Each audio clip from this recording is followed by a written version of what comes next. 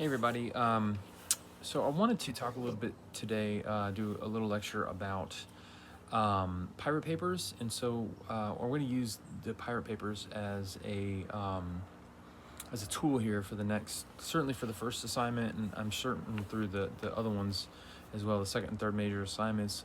I'm going to use these as an example of some previous student writing, and we're going to play around with it a little bit. We're going to use it as a way to these pirate papers examples as a way to kind of pick apart structure and kind of see what other writers have done well or might have needed some improvement on. So that's kind of what we're going to do. So anyway, so this is, you probably got this. If you haven't gotten this yet, you might need to go ahead and get it.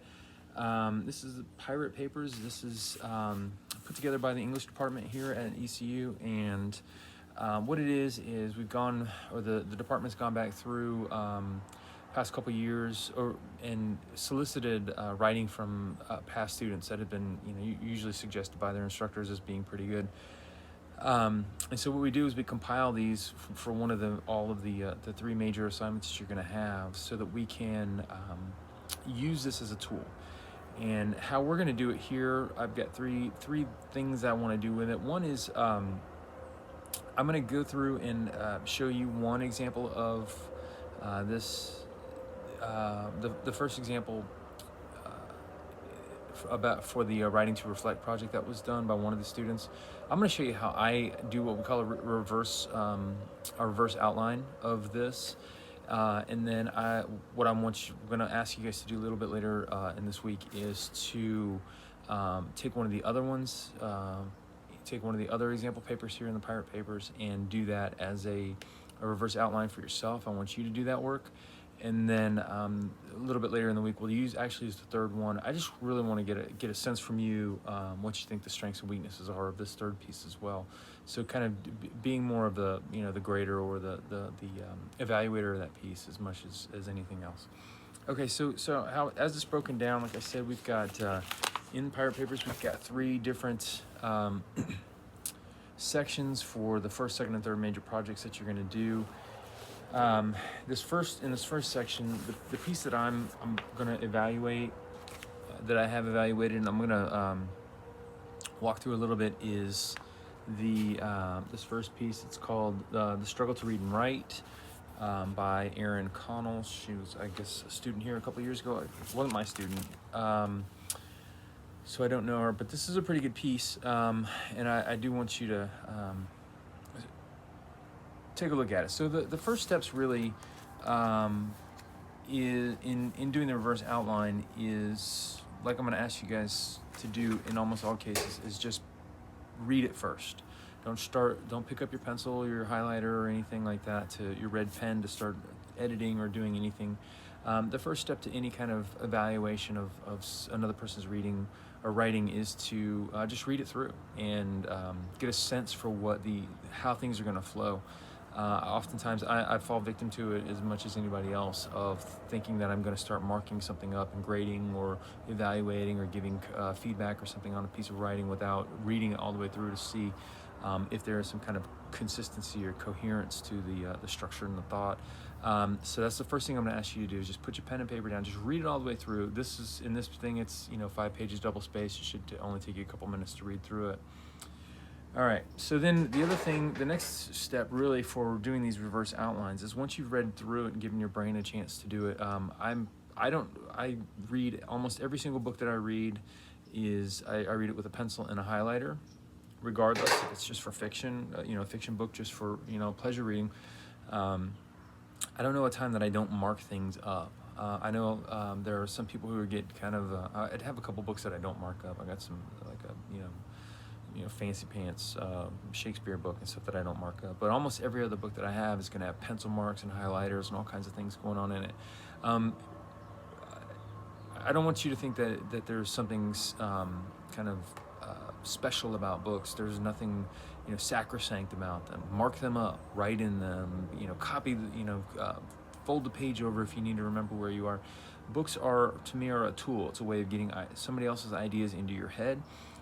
If you have notes, you have ideas that you want to think about, that are going to be interesting to you later, that maybe, oh, this may seem like something that would work in another class for me. That happens all the time too.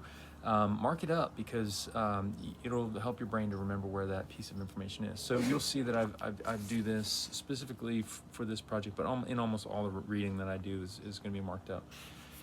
All right. So the first thing I want to do is, once you've read through it, you should probably have a pretty good sense of what the thesis is, right? So we're going to look at that and try to come up with, you can either copy and paste the thesis out of this, or if you want to come up or just write it out yourself, what you think the author's thesis is. That's kind of the first step. And so in most cases, a good piece of writing like this, a short piece, I think I found the thesis in the first paragraph, and I've got that highlighted on my reverse outline that I'll show you guys. So I thought the thesis was pretty easy to find here. In this first paragraph, or on the first page, the majority of this first page is really kind of expanding on the introduction of the first paragraph, and kind of giving a little more color and texture and setting the scene, really, is the way I'm thinking about it. All right, so at the bottom of the first page, what we're going to see is a pretty good transition. This first sentence, it says, the first time I stepped into the Franklin Academy building, I noticed that everything that I was used to was about to change. That's really is a really good transition, because what she's saying is, hey, look, I'm about to tell you that something new is going to happen. And that's what we use transitions for. So what a transition statement is, it's to move you from one set of ideas into another set of ideas. And so that's really powerful. And it also signals, at least in this case for sure, it signals the shift to a new main idea. Okay, so when we get into the second page, it's on page 10 in this book. We're starting to look at some of the sub points, or the sub bullets that you might want to. You'll see it in my outline. She talks about taking a placement test, which I think is important to the story, and it supports it. And then that's first full paragraph, second paragraph in this. There's another transition, a really good one, that says, the first full day of school came around, and my mom dropped my sister off. Blah blah blah. Again, this is another really good transition, because she's saying, she's moving you from into a new idea. She's talking about this was what happens on the first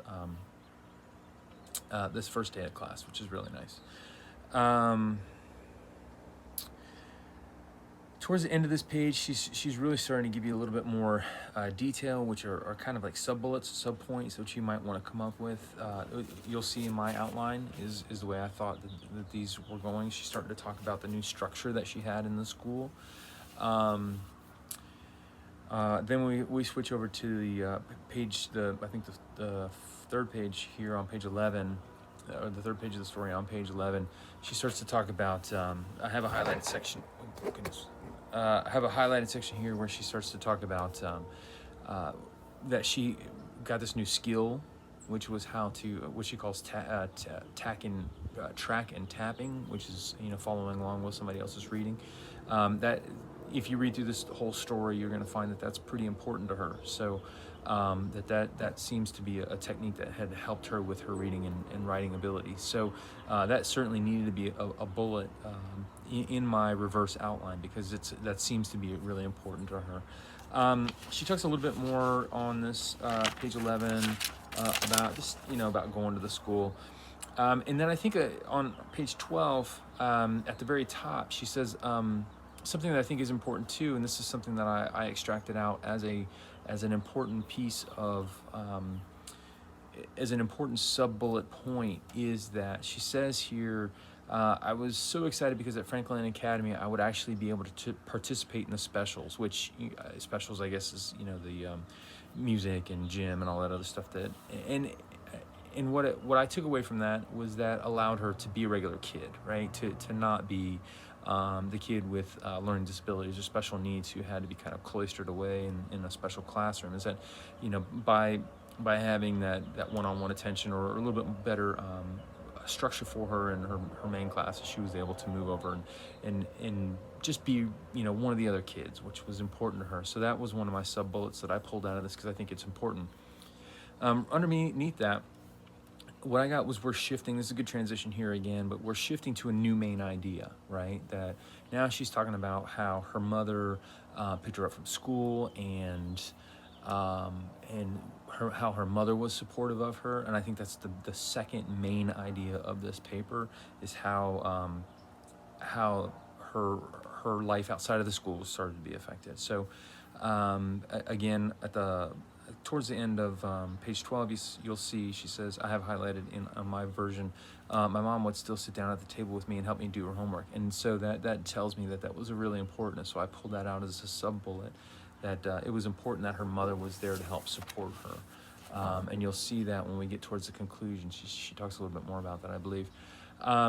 Again, on the top of page 13, I have a section highlighted here where she talks about how the new rhythms to her school day, her learning, how her learning was going to be structured at this new school. You'll see how that kind of, in my mind, kind of ties into how she does this conclusion. So this again is a significant point for her about how or a significant kind of through line, a main idea that's kind of going through here, is how this different structure at the school helped her to be able to be successful both with reading and writing.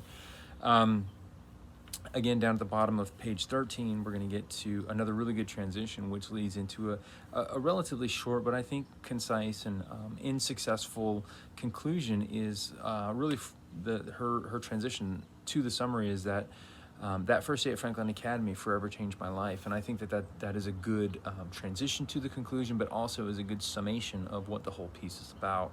And then you'll see that in my